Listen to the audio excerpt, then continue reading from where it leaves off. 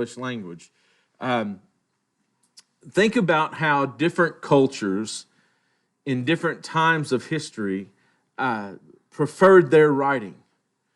Just think about English, for instance. Take stories from the 1800s and compare them to novels, of today. The writing style today tends to be more concise, more abbreviated, where in the 1800s and even in the 1700s, they were almost voluminous. They wrote with a dictionary and a thesaurus in each hand, right? And so that writing style, and some really prefer that. They like to go back and read those old writings, but a lot of people today get bogged down in the verbosity of older writings, and they prefer the more concise. But why did they write that way in the 17 and 1800s? Why is Moby Dick this thick, right?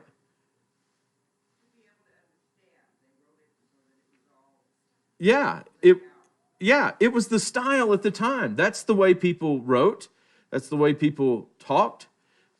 Because, like it or not, our vocabulary today is, half of what the vocabulary back then would have been. Okay, right. So you can see how style, even within a language, changes through the years, and what people prefer becomes the kind of the trend or the style that people want to read, and those are the books that are going to sell. And so today, I'm not sure you could write a Moby Dick the way it's written today, and it become a classic. Most people wouldn't weed through it, as they say. And the same thing is true, not just in languages, but across cultural boundaries. Writings tend to take on different flavors and different flares. There's romance stories, and there's war stories, and there's stories of heroism or heroism, and all these different things. These stories, they tend to gravitate to localities. They tend to follow certain formulas. And the same is true when it comes to genres of the Bible. And we don't talk too much about genres of the Bible and how the different styles impact how things are written and how we're to understand them.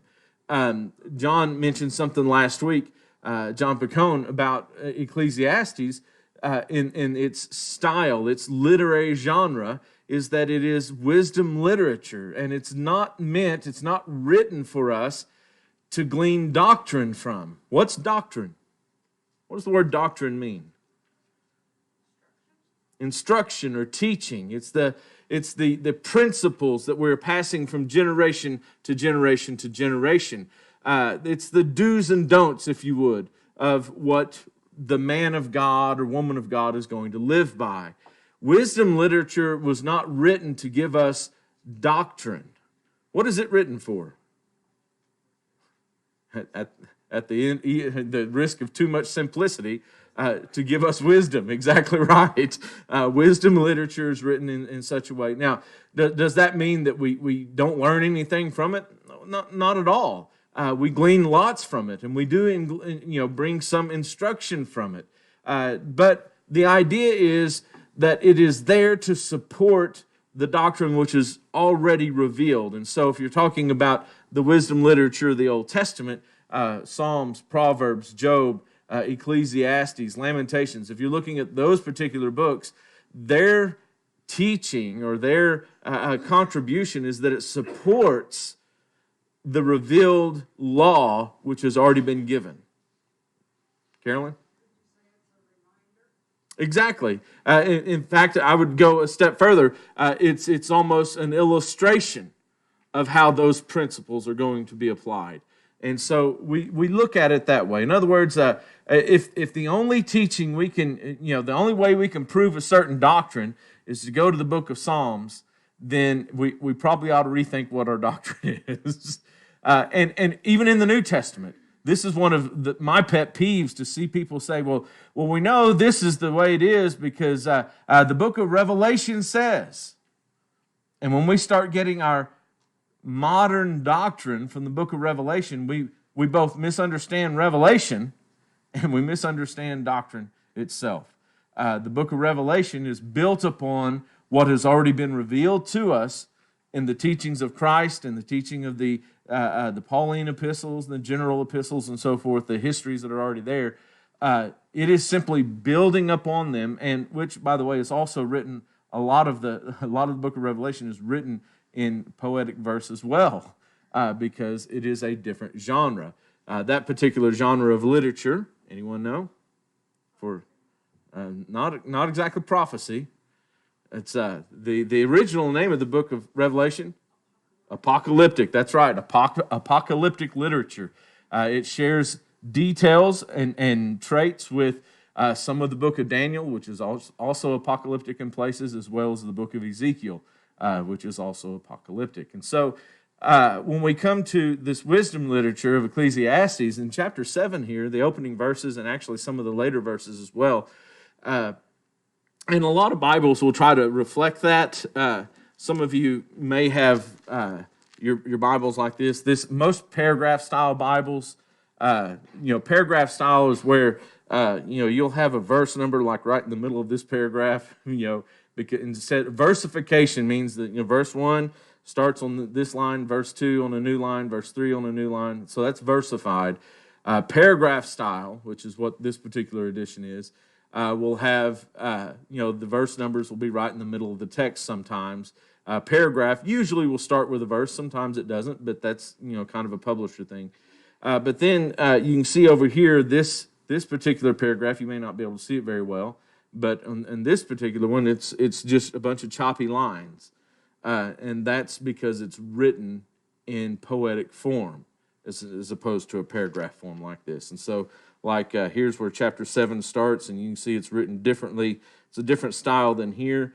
At chapter 14, or after verse 14, it starts again in a paragraph style. But, if you turn over, I think, chapter 7 a little bit later, chapter 8, we come back into some of the poetry style. And so that's the idea when we say poetry. Now, in poetry, most Hebrew poetry is written in what we call couplets, okay, that 2 lines that go together. And each line is referred to as a colon. And so 2 colons together make a couplet.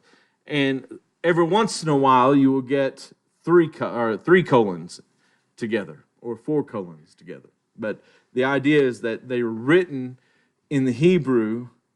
So I'm trying to write it your way.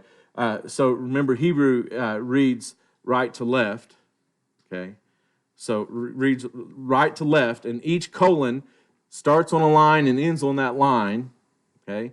And then the next colon starts on the next line and will end on that line. And the problem is like if you happen to have a Bible sitting in front of you that has versification or has the paragraph form, and notice there's usually 2 or 3 levels of indentation. Do you see that? For those of you who have that style, there's one that starts on the left margin, then some lines will start, indented, and then it's like they have 2 indentations, the 2 levels of indent. Okay, what that means is on the first line, it goes until it runs out of space because, remember, the Hebrew is written in 1 line. And so when it drops to the next line, it'll often indent way over and come back. The reason why is because it's telling you that that's actually the end of the first line, and it goes with the first colon. But we don't normally have enough room in our narrow columns to identify that. And so, like on verse 5, it is better for a man to hear the rebuke of the wise than to hear the song of fools, which is where we start. Now, to save room on my slides, I'm not using the poetic style, so look at that. But the first colon is it is better for a man to hear the rebuke of the wise, and on mine it breaks that rebuke, and rebuke goes to the next line, but it's indented twice to say this is actually part of that first line. Now, the next line indents only 1 space, and it's telling us, okay, here's the next line in the original language, than to hear the song of fools. Get that? Or verse 6, for the crackling of thorns under a pot, and you have that long indent there showing that pot was actually the end of the first line. So is the laughter of the fools. Okay, that's the second colon. And then this one actually has a third colon, which is, this also is vanity. Okay, so if you happen to have a Bible that is paragraph form, that shows poetic style, that's how you read it. That's why that's what they're trying to tell you. The publishers are saying, okay, this line was longer than we can fit on this column, and so they use that long indent to show this is the end of that line. And then the second colon, third colon, fourth colon, however many go with that one, they'll be indented one time, or one space instead of two spaces. So there you go. That's a freebie this morning for you. But most often, whenever there's a couplet like this, there are lines of either what we call synonymous parallelism. They're parallel lines, and one is synonymous, and the other one is antinomous. Okay, the antonym, the one that goes against it. Now, there's some that we refer to as sometimes you'll hear them called a step parallelism. You know, it'll say something, then it will intensify it in the next statement. So verse 5 is going to be antinomous, or a contrast. Better is the man, or it is better for a man to hear the rebuke of the wise. That's the first colon. And then the contrast is, than to hear the song of fools. And of course, the main theme of this section, the two main themes were death and wisdom and folly. And so this one obviously fits under the wisdom and folly category, as it contrasts wisdom with foolishness. The book of Proverbs is all written this way. You find very few places where it goes into a paragraph form. It's nearly always written this way. Whenever we read poetry today, especially like Shakespeare or something like that, what's something you notice about poetry in the words that it uses? One either rhymes or there is like a cadence. Okay, there's a cadence to it. Many believe there's a cadence to the Hebrew wisdom literature as well. It may, and rhyming is another one. There are other things too, but have you ever noticed when you're reading Shakespeare, sometimes it's hard to understand because word order gets switched here and there, or a word that we would expect to be used is not the word that he's actually using there, or he'll split a word in its syllables in order to make it or force it into that meter. We see that also in Hebrew literature, the wisdom literature. Sometimes words that we would anticipate would be there are not the words. Sometimes it's like a knee-jerk or head-turning reaction. What's he saying here? And so we need to read it that way. And some words were chosen in order to get it to fit a particular style. And so that becomes important in just a little bit if we get that far, because he's going to use a contrast that is very head-turning, neck-snapping, head-turning a little bit later in this chapter. All right, let's just look at what we're going through. Rebuke leads to what? Wisdom, or improvement is the idea. The reason why it is better for a man to hear the rebuke of the wise is that a wise man is going to tell him what he needs to hear, right? When a ruler surrounds himself with people who will tell him what he wants to hear, he often falls off into foolishness. And his advisors are saying, oh, this is a good thing, because they're afraid for their own lives, right? Nebuchadnezzar had that, right? When he had the dream and he couldn't remember it, and he called all his wise men in, and what were they telling him? Exactly what he wanted to hear, right? When Jehoshaphat went to the northern kingdom and they were wondering whether or not they should go to battle, the northern king brought forth all these prophets and said, oh yeah, you go. And he said, is there no one else that might have a different opinion? Well, there's Micaiah, but Micaiah will contradict anything I say. I'll say the sky is blue, and he'll say it's green. Well, I'd like to hear what he has to say. So the guards go and get Micaiah, and you remember what the guards told Micaiah? You tell him to go to battle. And Micaiah says, well, I'm telling what God says, not what you say. So, he was not going to be the yes man to the king when all the other prophets were going to be the yes man. And so a wise man is going to come and tell you what you need to hear. Is that always going to be pleasant? No. But if you listen, and I think that's the idea here, if you will listen to the rebuke of a wise man, you will be better on the other side because of it. Because it is better to hear the rebuke of the wise than the song of the fool. The bards and minstrels may sing the songs and put your name in music, but if they're not telling you how you need to change, if they're not telling you, and when we're talking here, true wisdom is to know God. If they're not leading you in a path of righteousness, they're leading you or encouraging you in a path of self-destruction or self-deification, then obviously we've got a problem. So it's better to hear the rebuke of the wise than the song of the fool. Then he says, for as the crackling of thorns under a pot, so is the laughter of the fools. So what is this idea of the crackling of thorns? Huh? Noise, right. So let's boil a cauldron of water over a fire, and we put some thorns in there, dried thorns. Oh, it's loud, it burns loud and crackles, and the flames go up high for about 12 seconds, and then they're gone.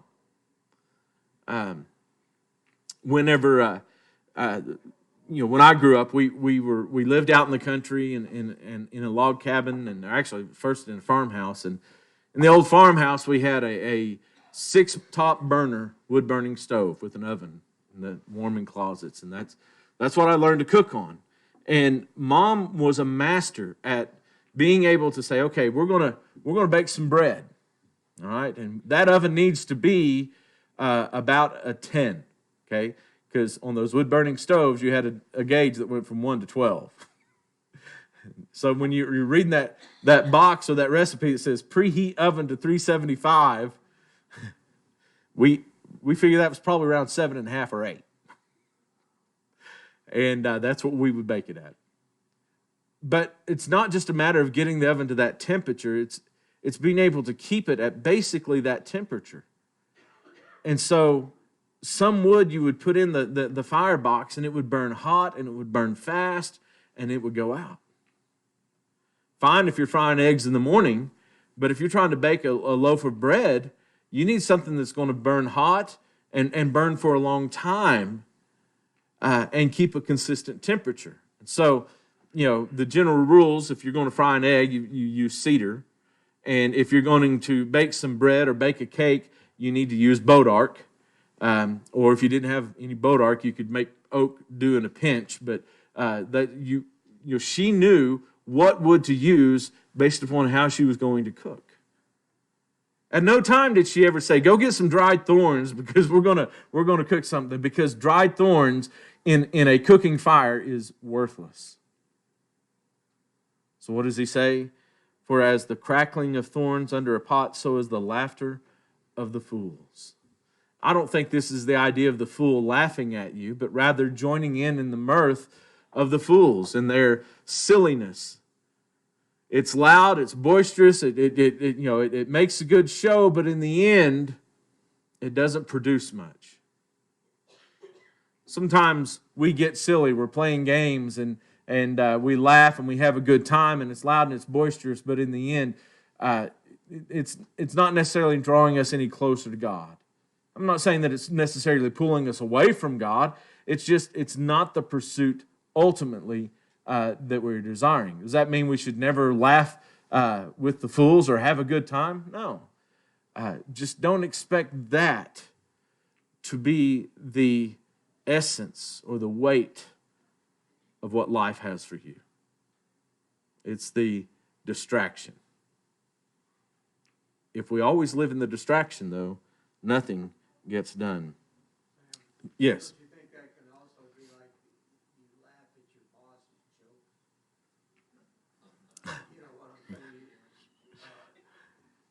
And it's really not funny, but you laugh. And I think that's sort of It very well could be. Absolutely. And I guess in that situation, it's the idea, the boss is always funny because if he's not, he may not be your boss anymore. So, but that idea, of course, ideally you want to work for a boss that doesn't need that kind of fake approval. But unfortunately, a lot of people in this world need that kind of approval. Surely oppression drives the wise into madness, and a bribe corrupts the heart. Better is the end of a thing than its beginning, and patient in the spirit is better than proud in the spirit. So verse 7 introduces a kind of a strange explanation of verse 6, and this is important. Most translations, I believe, have the word for. The ESV does not, but most have the word for. It is in the original language. So it's for oppression drives the wise into madness, and a bribe corrupts the heart. So he's just said that this crackling, the laughter of fools is like a crackling under the pot. I think it refers to more than that. I think it goes all the way back to verse 5. The wise rebuke, the song of the fool, the laughter of the fool, the crackling under the pot. These things are in this order. One's better than the other. Because oppression drives the wise into madness. The idea of oppression here may refer specifically to a particular kind of oppression, which we would identify as extortion. And it fits well with the context. Imagine what he's saying, that the rebuke of the wise versus the song of the fool is better because extortion drives the wise into madness. In other words, wise people,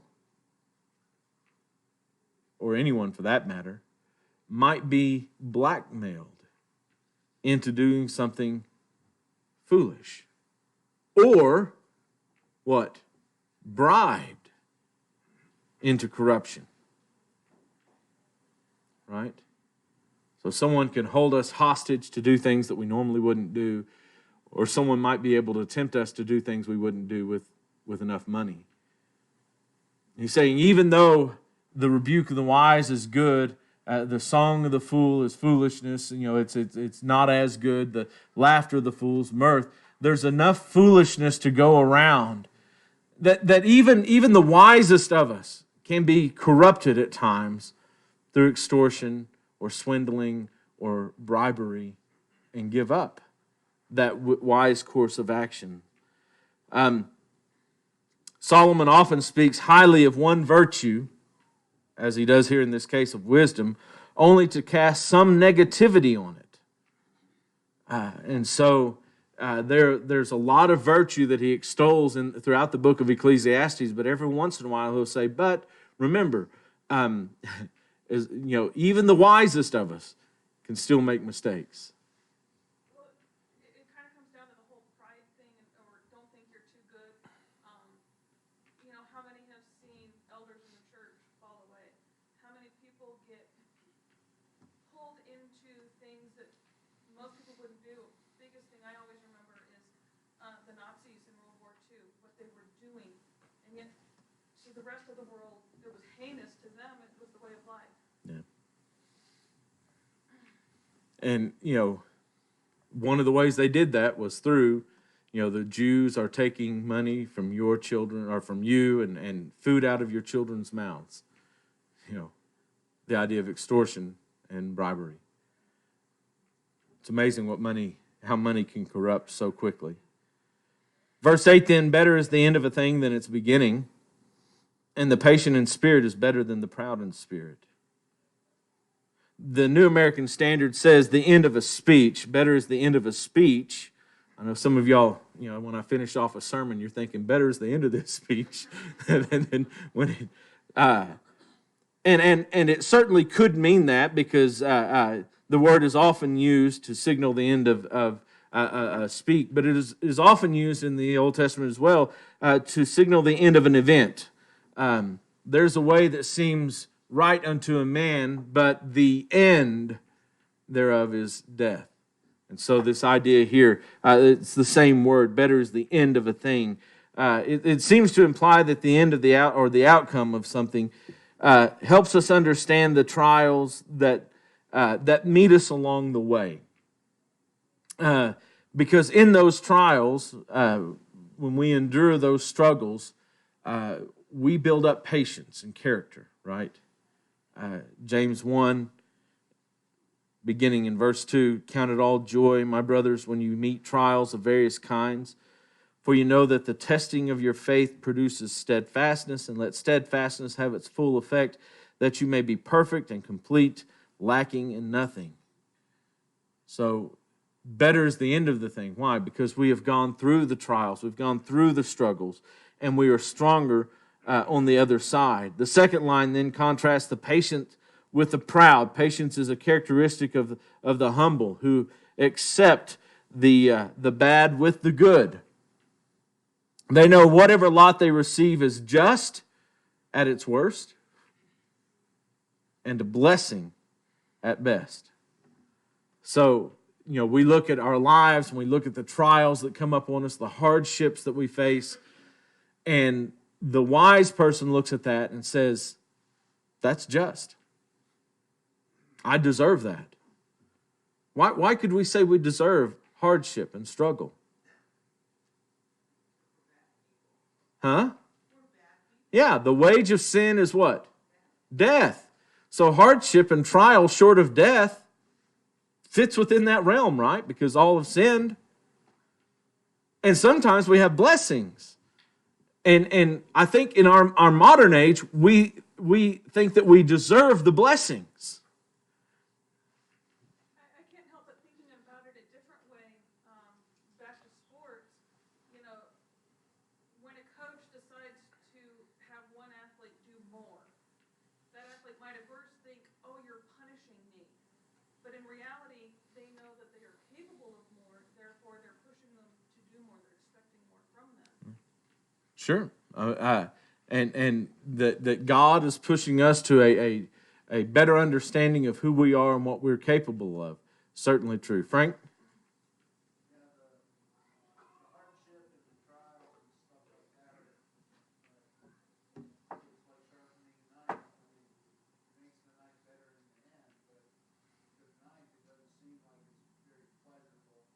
Yeah.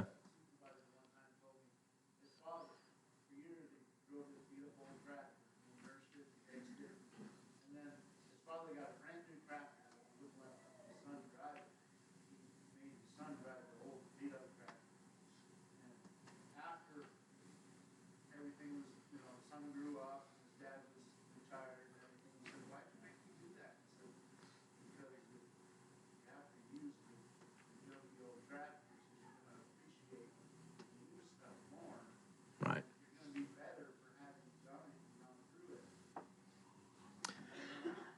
Well, you take that humble heart, the one with the humble heart looks at a reward as just that, a reward.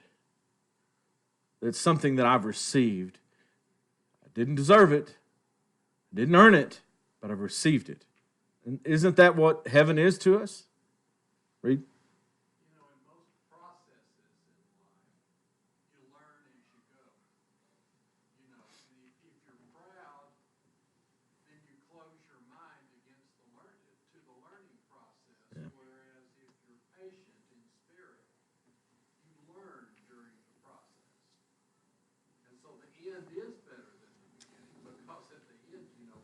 You know what you're doing. You're stronger. The old saying, whatever doesn't kill me only makes me stronger. We're stronger. We're better. And it really makes sense. And on the other side, The spirit of the proud. Well, see, the proud looks at the heartaches and the hardships of life, and they well, this is not right. I don't deserve this. The proud demands their just due. They jockey for the best position, and they often shrivel under duress because they're proud, or they feel entitled. That this is what is owed to me.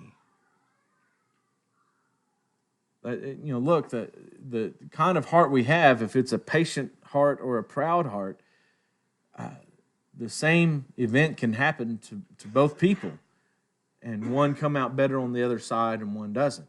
So better is the end of a thing than its beginning. That's true for everyone, even for the proud who don't understand it and don't abide by it, because the old saying that separates the men from the boys, the spiritual men from the foolish boys, we might say. So the beginning of something is often loud and boisterous, like a wedding. Think about your wedding, how loud and pleasant and filled with vows and promises of hope, and it's ostentatious. All the decorations and everything is just right and just so. But come back in 50 years or 60 years. It isn't as loud and ostentatious as the wedding was, but it's better. It's better. Weddings are great, but I'd rather do the funeral of an 87-year-old man with his wife of 65 years sitting on the pew after each of them having spent 65 years together, close to one another, living, and laughing, and crying, raising kids, and serving God. You see, that end far exceeds that beginning. Be not quick in your spirit to become angry, for anger lodges in the heart of the fools, or anger lodges in the heart of the fools. Say not, why were the former days better than these? For it is not from wisdom that you ask this. Verse 9, the anger here has the idea of exasperation. Be not quick in your spirit to become exasperated with life and all the things that you see, or indignant, we might say. It is used to describe God's anger toward Israel when they provoked him by their sin, for example, in 1 Kings 15:30. The exasperation of Hannah as she prayed in 1 Samuel 1, verse 6 and verse 16. Exasperation over a child's foolishness in Proverbs 17 and verse 25. Exasperation over the complexities of life in Ecclesiastes 1 and Ecclesiastes 2. The grief of bereavement. It even uses the same word that is angry here. The grief of bereavement in verse 3 of chapter 7. Here there's the exasperation that comes from what we might say is unjust persecution. When things don't go, when we are slighted, when we're undervalued, the exasperation when persecution comes, when it is unjust. Someone already brought up Nazi Germany. Imagine the Jews in the early days of 1939 as the ghettos were being cleared. And they're thinking, I haven't done anything to deserve this. You can imagine their exasperation in that moment. Anger and exasperation often arise from pride. How can this happen to me? The fool harbors such thoughts and often becomes angry at the system. Because life is not fair. It's not fair. As good as we may behave, all it takes is one person with evil intent to turn our lives upside down, right? But you don't deserve it. So you can become exasperated with life that way and allow that anger or that exasperation to, I like this, it lodges in the heart. It makes camp. It builds a house right there, and you cannot get that anger out. Do you know people like that? Who were treated poorly in life, and they can't seem to get over it? Happens, doesn't it? 30 years later, you still see this person angry at that person? And you ask, well, what happened? Well, it's because they didn't come to their birthday party. Well, I remember that, but that was like 30 years ago. Yeah, that's the one. 30 years and you can't let it go. Why? Because anger will lodge in the heart of the fool. What does that say about those who have that kind of grudge against another? Isn't fool a pretty strong word when you run across that in the Bible? Oh yeah, very much so. We might think of a fool as a court jester, but Solomon expands that idea way beyond. People who hold a grudge for 10, 15, 20, 25 years because of something that their dad said to my dad, or that they said about my mama, or that they stepped on my toes. And Solomon says, yeah, people like that are fools. That is very strong. But that's exactly what he says here. In other words, if you nodded your head when I said, do you know people like that? You nodded your head, then you know a fool. That's what it says. And if you're looking at it and saying, yeah, I've done that, then you're a fool. I don't mean that in a harsh way, any harsher than what Solomon means it here when he uses it. This is serious because it breaks down our relationships. And then verse 10, one of my favorite verses of the entire book, is the why say not, why were the former days better than these? Do you know people that long for the good old days? Huh? These are the good old days. Does life change? Do circumstances change? Does culture change? Yeah, absolutely. And when we are stuck saying, oh man, I wish it was 1980 something again. Back in 1980 something, isn't that the song, what's that guy sing? I don't remember who it is now. But the idea was that back then life was easier, life was simpler. Well, yeah, it's because you were a kid. Life is easier and simpler when you're a kid. But, we're adults now. But even as adults, we look back at younger days in our lives and we think, oh, but that was a better time, that was a better time. Why is it not wise to ask why the former days were better than these? You're not counting your blessings. It gets better and better. Yeah, okay, you're not counting your blessings, absolutely. But there's something else here.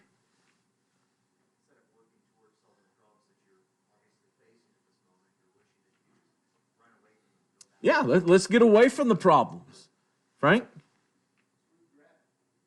Regret certainly could play in here. Not being thankful. Well, think of this too. If I spend my time wishing the good old days were here, I'm not adapting to the days that actually are here. See, that's a big part of what living is about, is adapting and adjusting as the world around us changes. Naomi? Something Julie Oler told me one time when I was a teenager, it stuck with me forever. She said, if you are living in the past thinking about all the sins that you committed back then, how can you ever expect to grow and be better now? Right. You're stuck back then. Yeah. And Because you can't go back and relive that. You can't go back and make a better decision or better choice from that days. Those days aren't coming back. Mike Vestal one time, I heard him say in a lesson at Polishing the Pulpit, he said, some of our churches and the churches of Christ live as if they're ready for 1950 to roll around again. 1950 ain't coming back, Jennifer. Well, and that's just it. I think about too, days past. I'm like, I don't want to have to go through everything all over again that I've already been through. I've been through it once. I don't want to go through it again. I'm happy to be where I'm at now because all those things made me who I am now. Yeah. Good point. All right, we'll have to stop at verse 10. Appreciate your attention and comments.